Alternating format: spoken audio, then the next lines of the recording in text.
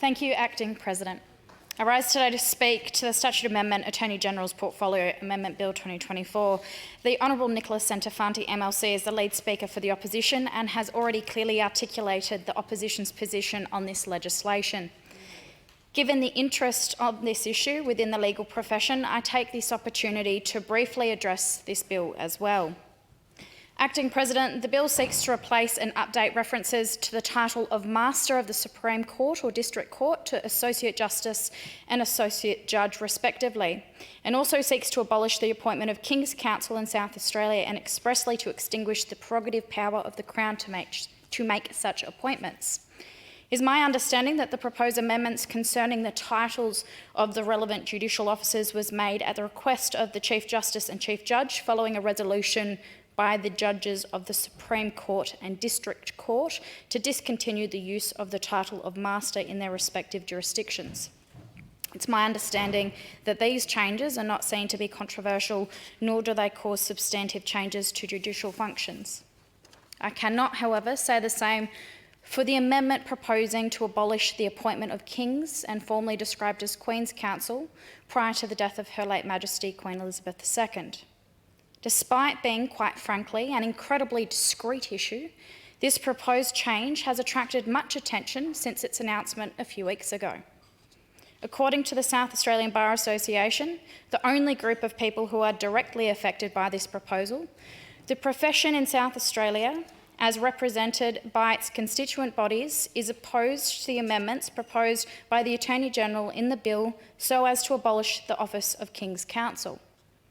It is my understanding that there has been no request by either the South Australian Bar Association or the Law Society of South Australia seeking the proposed amendments to be promulgated. One must wonder why the Labor government is so intent on seeking to make these changes, noting that we are just 4 years after the Act was amended by the Marshall Liberal government to allow for KCs and QCs to be appointed. Those amendments, which gave us the framework in existence today, were made following extensive consultation with the legal profession. I query what, if any, genuine consultation has been conducted in the proposal for this bill, given the unambiguous lack of support by the constituent bodies of the legal profession. I note the Attorney-General set out in the recent history, in his second reading speech, the recent history of King's and Queen's Counsel in South Australia during his contribution, noting that in 2008, the then Ran Labor government, at the request of the then Chief Justice, the Honourable John Doyle, ceased the appointment of Queen's Counsel. In 2019, the former Liberal government determined to reinstate the appointment of Queen's Counsel in South Australia.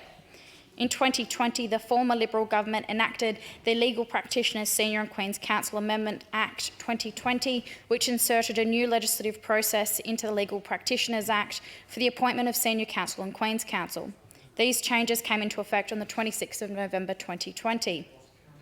In a letter address to the Attorney-General, the Law Society has stated that the Society does not see the need to revisit what was an otherwise recently settled issue that involved considerable debate, and that the KC post-nominal is available in Queensland, Victoria and at Commonwealth level, and that over the past 30 years, each of these jurisdictions had changed to SC before ultimately reverting to the original approach of allowing the KC post-nominal. This letter further says that it's the Law Society's understanding that the vast majority of the profession appointed SC since the 2020 change have chosen to obtain letters patent and become KC. And the Society considers that this demonstrates the preference of the legal profession for an individual appointed silk to have a choice in the matter, and for this reason queries the impetus for the government to intervene, particularly noting the views of the Society and the South Australian Bar Association were voiced and settled so recently. According to correspondence from the Bar Association at their AGM on the 1st of August 2018, a motion was put that the Association support the reinstatement of the appointment of Queen's Counsel in South Australia and requested the government to effect the reinstatement. At that AGM, 98% of members were in favour of the Association resolving to seek that Queen's Counsel be reinstated in South Australia, adopting the model and processes in place in Victoria.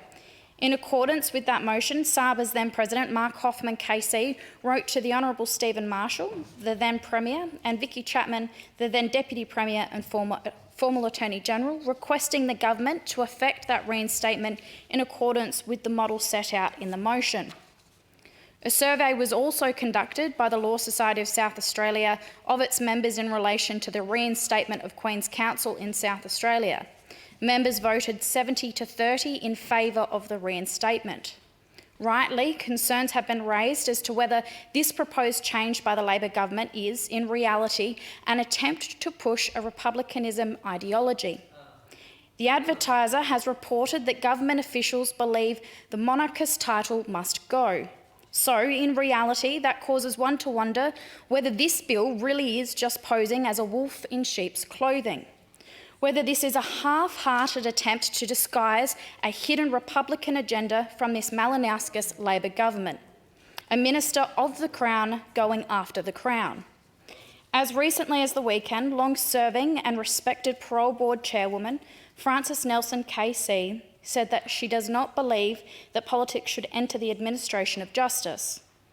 This is creating disturbances in the legal profession over an issue of ideology, and that I think the situation that was agreed not so long ago, where barristers could make a choice, was fair because we're still a constitutional monarchy. On that note, perhaps it's worth reminding members of the government benches that we are still, in fact, a constitutional monarchy. Perhaps it's worth reminding members on the government benches that there has not been a successful referendum put to the people of Australia to make our nation a republic. Then again, we know that under the Malinowskis Labor government, and more particularly the Attorney General, that the result of a referendum does not appear to matter in the slightest. They have shown us that they do not care about what the majority of Australians think when they did not wait for the results of the recent Federal Voice referendum before pushing ahead with legislating for a state voice. And then again, when they pushed ahead with the inaugural First Nations voice elections, despite 64% of South Australians voting with a resounding no.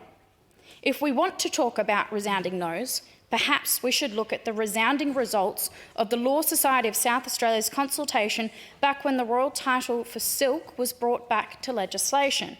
70% of Law Society members who voted in 2020 supported the reinstatement of what was then Queen's Counsel, and for barristers who were appointed silks to have a choice.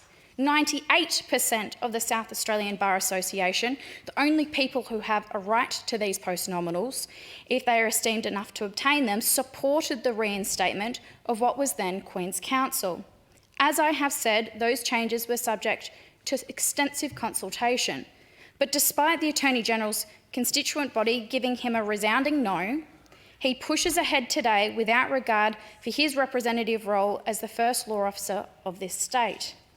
Mr. President, Acting President, this Attorney General's conduct in pursuing this change is in complete disregard of the profession he is supposed to represent. It's shameful at best. It's a tin-eared approach to an issue which has been resolved some years ago and which, for whatever reason, has made it to the government's priority agenda today. Rather than listening to those he represents, this Attorney General is embarking on another quest of telling everyone that he knows best. So, Acting President, while we're in a cost of living crisis, where people are struggling to put food on the table and keep their lights on, with people struggling to pay for the fuel to get to work, what does this government choose to spend their time on? Whether a small minority of lawyers can use the title of King's Counsel. While we're in a child protection crisis, where under this government we have seen review after review without result, what does this government choose to spend their time on? Whether a small minority of lawyers can use the title of King's Counsel.